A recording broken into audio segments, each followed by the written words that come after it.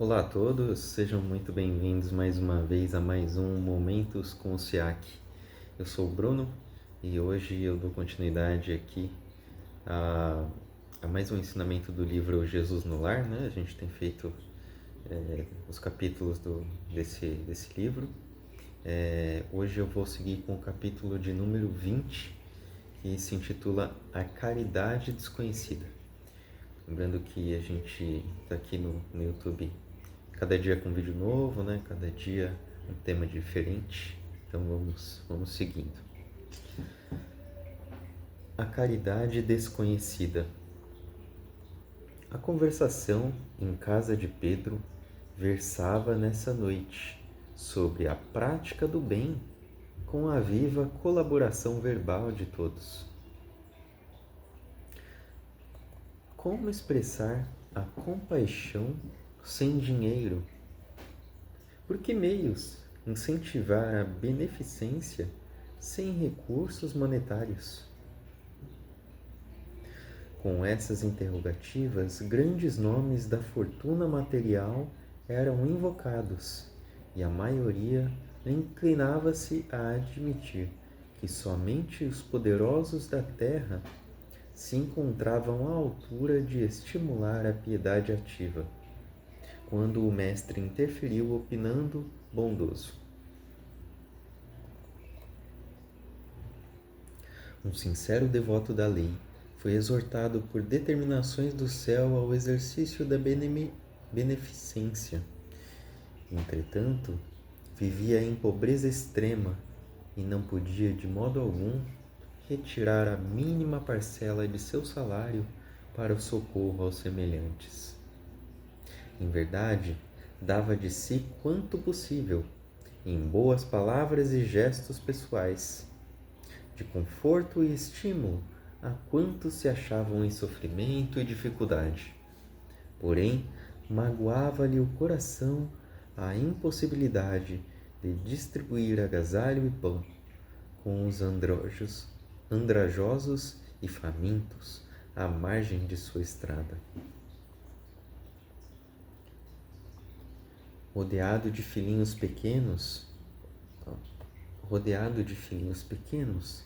era escravo do lar que lhe absorvia o suor. Reconheceu, todavia, que se lhe era vedado o esforço na caridade pública, podia perfeitamente guerrear o mal em todas as circunstâncias de sua marcha pela terra. Assim é que passou a extinguir, com incessante atenção, todos os pensamentos inferiores que lhe eram sugeridos.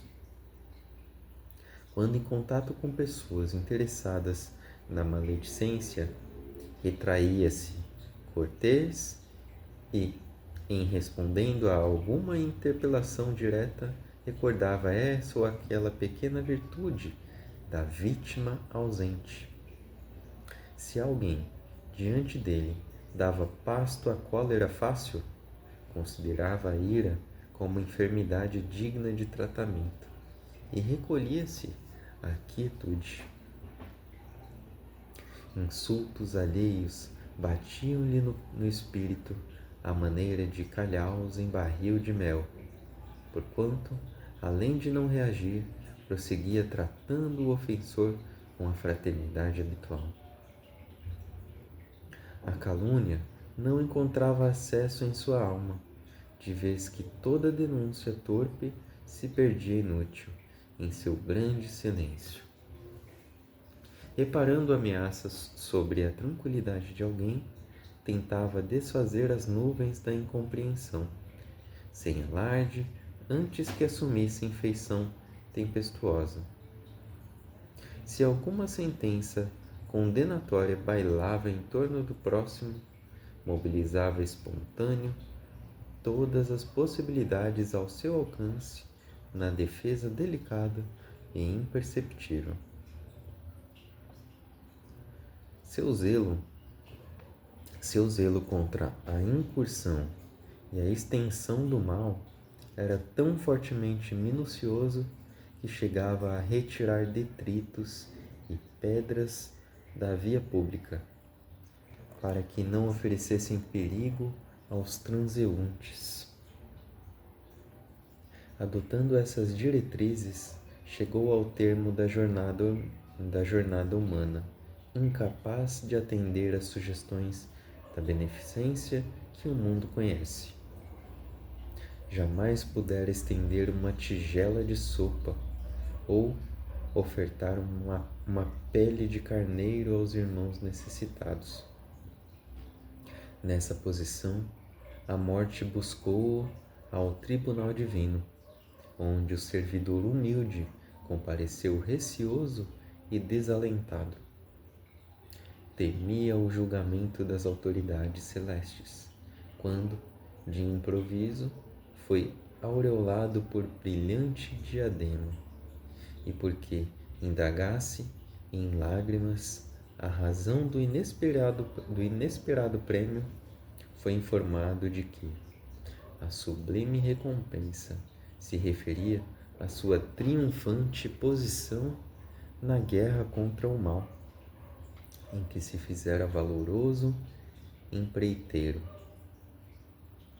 Fixou o mestre nos aprendizes o olhar percussiente e calmo e concluiu em tom amigo: distribuamos o pão e a cobertura, acendamos a luz para a ignorância e intensifiquemos a fraternidade, aniquilando a discórdia, mas não nos esqueçamos do combate metódico e sereno contra o mal em esforço diário, convictos de que, nessa batalha santificante, conquistaremos a divina coroa da caridade desconhecida. E assim termina o capítulo, né? Bom, nesse capítulo aqui, Jesus fala sobre caridade, né? Seus discípulos estavam lá em mais uma reunião, como de costume, como a gente viu em todos os outros capítulos, né? Todos ali debatendo algum tema em específico. E nesse eles estão reunidos falando de caridade, né? Como conseguir praticar caridade sem ter dinheiro, sem ter condições, sem ter bens materiais, né? E Jesus fica ali observando, vendo eles comentando, né, sobre...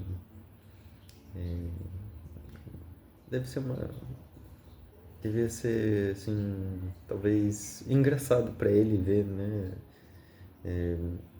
as pessoas ali na sua simplicidade, com pouco conhecimento, né, discutindo, e ele ali só observando,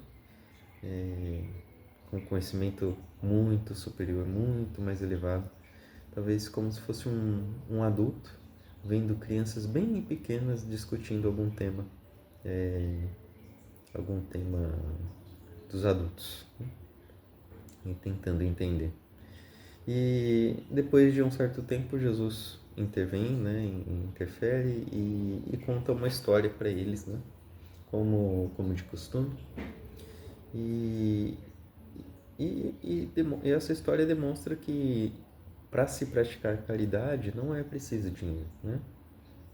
Muitas vezes nós viemos até a Terra com poucas condições financeiras e do início ao fim a gente enfrenta essas dificuldades financeiras, né? Muitas vezes a gente às vezes conquista um pouquinho de dinheiro a mais e no passo seguinte você precisa gastar todo ele, né? Então você passa uma vida toda apertada, né? Uma vida de dificuldades financeiras. E se assim é porque talvez fosse necessário, né?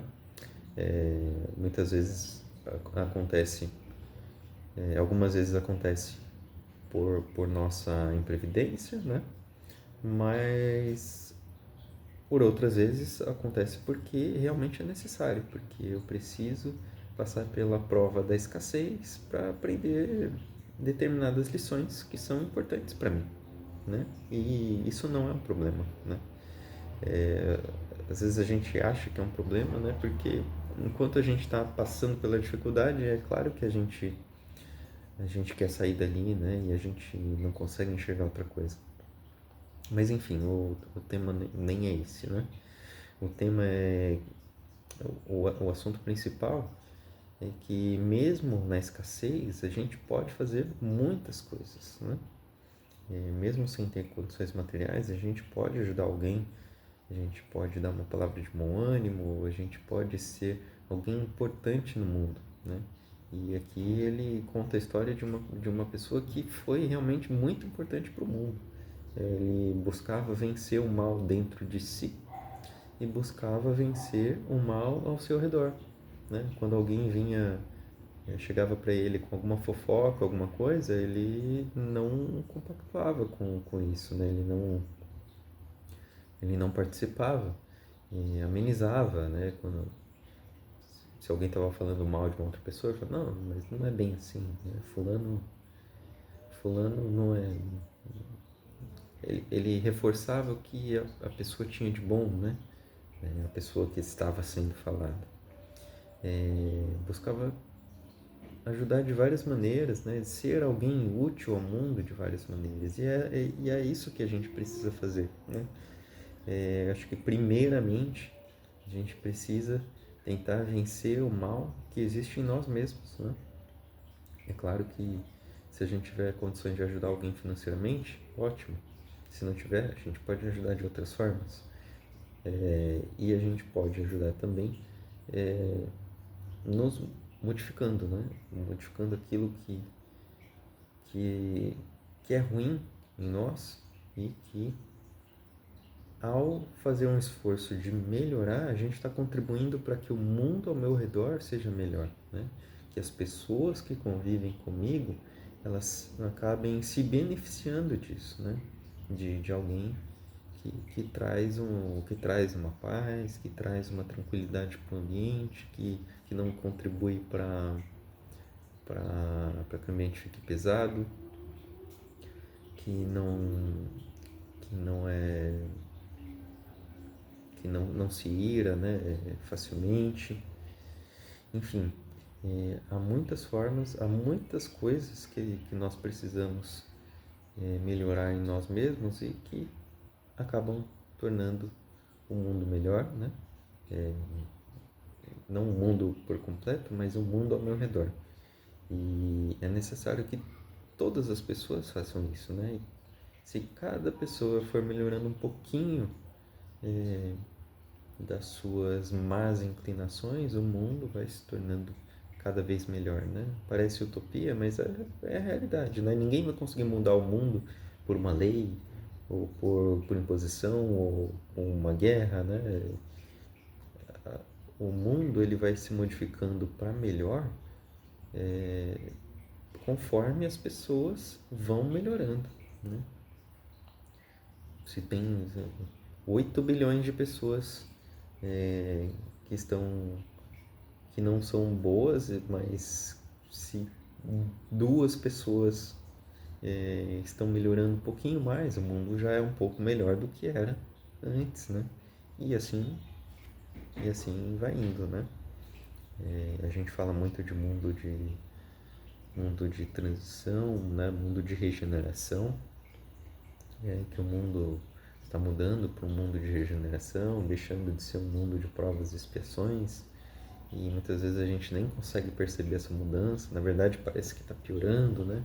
A gente sempre comenta isso, e que na verdade ele parece que está piorando, porque onde há mudança, né, há conflito, né? Então, às vezes, quando a gente está fazendo uma faxina, a gente está tirando todas as coisas do lugar, então tudo fica bagunçado mesmo, né? Mas o que eu quero dizer é que as pessoas estão mudando, né? Estão mudando. Se a gente for comparar com o mundo como era há 300, 400 anos atrás, que não é nada, né? comparado com a história do planeta, o mundo está muito melhor, muito melhor. Podem ter certeza disso. Em muitos aspectos. As pessoas têm mudado pouco a pouco e a gente, né, não pode perder a fé no mundo, perder a fé nas pessoas, principalmente perder a fé em Deus, né? De que as coisas mudaram, estão mudando e mudarão cada vez mais para melhor, por mais que a gente não perceba, porque a gente não olha a história como um todo, né? A gente acaba olhando só de alguns anos para cá e parece que nada mudou ou até piorou, né? Não, mas não, é, tenho certeza disso. O mundo melhorou, está melhorando e vai melhorar. É a lei do progresso, é que tudo evolua, tudo melhora, por mais que a gente não perceba. Bom, essa era a lição de hoje, né? Vamos fazer uma oração de encerramento, fechando os nossos olhos, agradecendo a Deus, nosso Pai, por mais essa lição, por mais esse momento, que nós possamos, Pai, absorver cada palavra, cada ensinamento e, no momento certo, utilizar, praticar o que é o mais importante. Que assim seja, graças a Deus e graças a Jesus. Bom, se vocês gostaram do vídeo, curtam, compartilhem, se inscrevam no nosso canal e até a próxima.